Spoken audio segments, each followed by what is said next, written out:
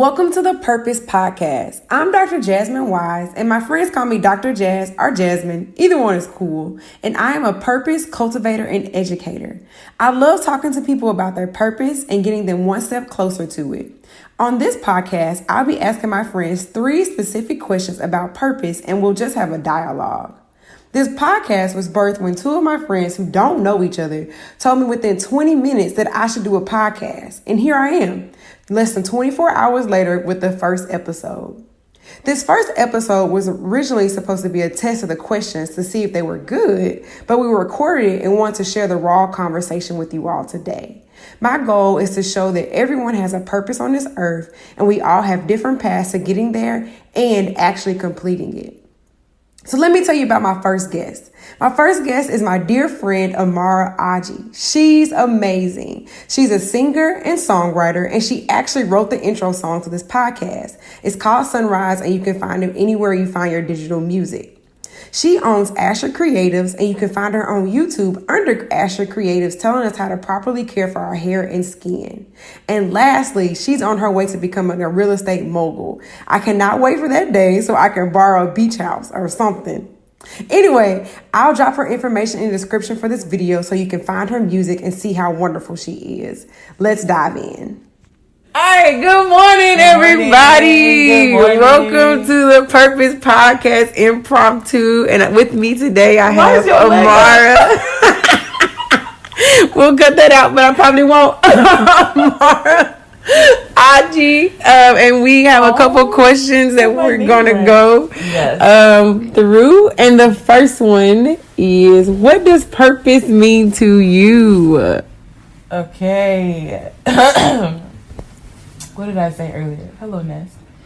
What does purpose mean to me? Why did Nest come up here when you asked that question? Go away! All of this is going to be in the Okay, thing. So what does purpose mean to me? What did I say? I said purpose means the direction in which you feel your soul is tugged to go, or your spirit is like tugged to go. Yeah. And so what does that mean, your spirit or your soul tugged to go? Like, what does that feel like? I don't know if I can describe what it feels like, because I know everyone is different, but I feel like it just means,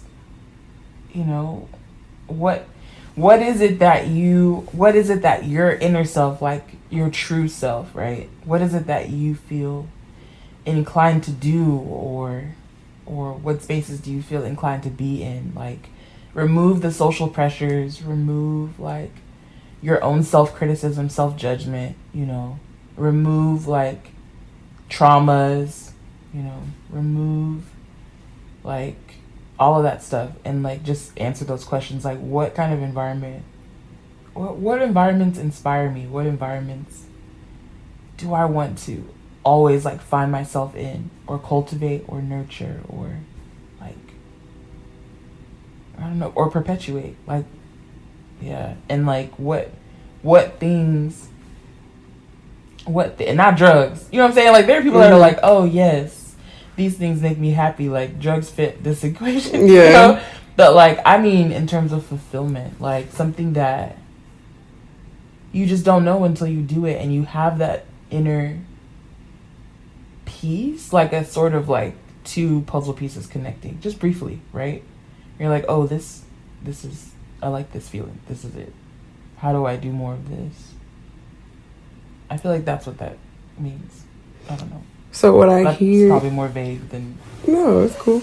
So what I hear is the thing that your soul desires is the thing that fulfills you in some way. Yeah. When you can, for lack of better terms, get rid of all the weights and right.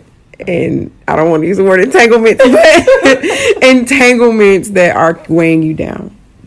Yeah, and like, I know that that's hard, because there are some people that are like, soul, like, does your soul have a different character from yourself, or is your spirit and mind separate from your brain, but, and so I know those are like real things, those are real questions that have answers that are controversial, etc. But I just I believe that everyone has a sense of self, right? That they can discover as they grow, as they evolve.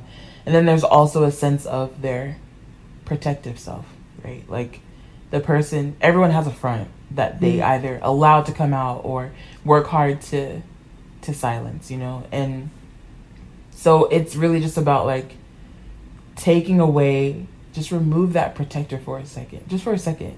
Just remove her. Put that, her or him, like put them to the side.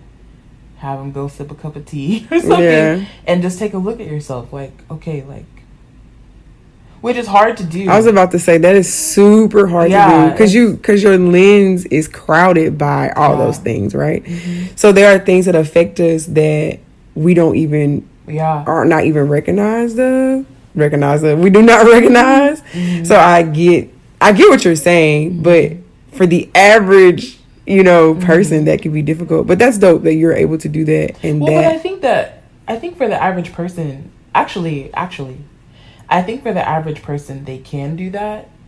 But I think for the average person, the fear that and anxiety that comes with doing that stops them from seeing what's there. Like once they remove, like everyone know for the most part, everyone can see who that protector is or what. Not everything, you know, not all of the things that like affect us. But there's at least one dominant thing that people are aware of.